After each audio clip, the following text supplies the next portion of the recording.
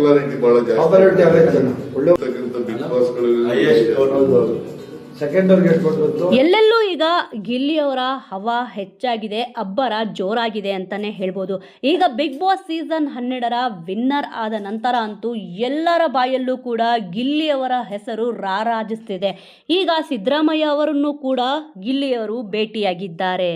ಮೊನ್ನೆಯಷ್ಟೇ ಡಾಕ್ಟರ್ ಶಿವರಾಜ್ ಕುಮಾರ್ ಅವರನ್ನು ಭೇಟಿಯಾಗಿದ್ದ ಗಿಲ್ಲಿ ನಟ ಅವರು ಈಗ ಪವರ್ ಸ್ಟಾರ್ ಪುನೀತ್ ರಾಜ್ಕುಮಾರ್ ಅವರ ಸಮಾಧಿಗೂ ಕೂಡ ಭೇಟಿ ನೀಡಿದ್ದರು.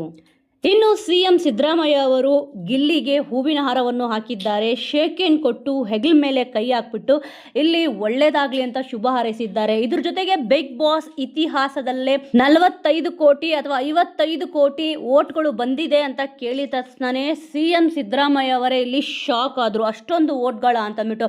ಅದ್ರ ಜೊತೆಗೆ ವೋಟ್ ತಗೊಂಡಿದ್ದ ಅಲ್ಲದೆ ಇಲ್ಲಿ ಪಾಪ್ಯುಲಾರಿಟಿ ಕೂಡ ಇದೆ ಅಲ್ವಾ ಅಂತಂದ್ಬಿಟ್ಟು ಸಿದ್ದರಾಮಯ್ಯ ಅವರೇ ಇಲ್ಲಿ ಹೇಳಿದ್ದಾರೆ. ಸಿದ್ದರಾಮಯ್ಯ ಅವರು ಇಲ್ಲಿ ಗಿಲ್ಲಿ ಅವರಿಗೆ ಬಂದ ಓಟಿನ ಸಂಖ್ಯೆ ತಿಳಿದು ಶಾಕ್ ಆಗಿ, ಜೊತೆಗೆ ಅವರ ಬಗ್ಗೆ ಇಲ್ಲಿ ಪಾಪ್ಯುಲಾರಿಟಿ ಸಿಕ್ಕಾಪಟ್ಟೆ ಸಿಕ್ಕಿದೆ ಅಲ್ವಾ ಅಂತ ಸ್ವತಃ ಅವರೇ ಹೇಳಿದ್ದಾರೆ.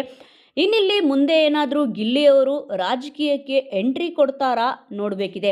ಏನಕ್ಕೆ ಅಂದರೆ ಈ ಹಿಂದೆ ಬಿಗ್ ಬಾಸ್ ಮನೆಯಲ್ಲಿ ಇರಬೇಕಾದ್ರೆ ಅಶ್ವಿನಿ ಅವರು ಮತ್ತಿಲ್ಲಿ ಜಾನ್ವಿ ಅವರು ಮಾತಾಡಬೇಕಾದ್ರೆ ಅಶ್ವಿನಿ ಅವರು ಇಲ್ಲಿ ಹೇಳಿದರು, ರಾಜಕೀಯಕ್ಕೆ ಗಿಲ್ಲಿ ಏನಾದರೂ ಎಂಟ್ರಿ ಕೊಟ್ಟರೆ ಒಳ್ಳೆ ಭವಿಷ್ಯ ಇದೆ ಅಂತ ಇಲ್ಲಿ ಹೇಳಿದರು. ಆಗ ಅಶ್ವಿನಿ ಅವರು ಹೇಳಿದ ಮಾತು ಈಗ ನಿಜವಾಗ್ತಾ ಇದೆಯಾ ಅಂತ ಕೂಡ ಇಲ್ಲಿ ಡೌಟ್ ಬರ್ತಿದೆ. ಏನಕ್ಕೆ ಅಂತಂದರೆ ಸಿದ್ದರಾಮಯ್ಯ ಅವರು ಇಲ್ಲಿ ಗಿಲ್ಲಿಯವ್ರನ್ನ ಭೇಟಿಯಾಗಿದ್ದಾರೆ ಅಂತಂದರೆ ಇದು ಸಾಮಾನ್ಯವಾದ ವಿಚಾರಣೆ ಅಲ್ಲ. ಅದ್ರ ಜೊತೆಗೆ ಇಲ್ಲಿ ಗಿಲ್ಲಿಯವ್ರ ಬಗ್ಗೆ ತಿಳ್ಕೊಂಡು ಅವ್ರ ವೋಟಿನ ಬಗ್ಗೆ ಎಷ್ಟು ಬಂದಿದೆ ಅಂತಂದ್ಬಿಟ್ಟು ಸ್ವತಃ ಇಲ್ಲಿ ಅವರೇ ಇಲ್ಲಿ ಡಿಸ್ಕಷನ್ ಮಾಡಿದ್ರು ಅಂತಂದರೆ ಇದು ಯಾವ ಮಟ್ಟಿಗೆ ಗಿಲ್ಲಿಯವರ ಲೆವೆಲ್ ಇದೆ ಅಂತಂದ್ಬಿಟ್ಟು ತಿಳ್ಕೊಬೇಕಾಗಿದೆ. ವೀಕ್ಷಕರೇ, ಸದ್ಯ ಈ ಎಲ್ಲ ವಿಚಾರಗಳ ಬಗ್ಗೆ ನಿಮಗೆ ಏನನ್ಸುತ್ತೆ? ಗಿಲ್ಲಿಯವರು ರಾಜಕೀಯಕ್ಕೆ ಎಂಟ್ರಿ ಕೊಟ್ಟರೆ ಚೆನ್ನಾಗಿರುತ್ತಾ ಅನ್ನೋದ್ರ ಬಗ್ಗೆ ನಿಮ್ಮ ಒಂದು ಅನಿಸಿಕೆ, ಅಭಿಪ್ರಾಯ ಏನಿದೆ ಅನ್ನೋದನ್ನು ಮಿಸ್ ಮಾಡದೆ ಕಮೆಂಟ್ ಮೂಲಕ ತಿಳಿಸಿ. ಮುಂದಿನ ವಿಡಿಯೋದೊಂದಿಗೆ ಮತ್ತೆ ಸಿಗೋಣ.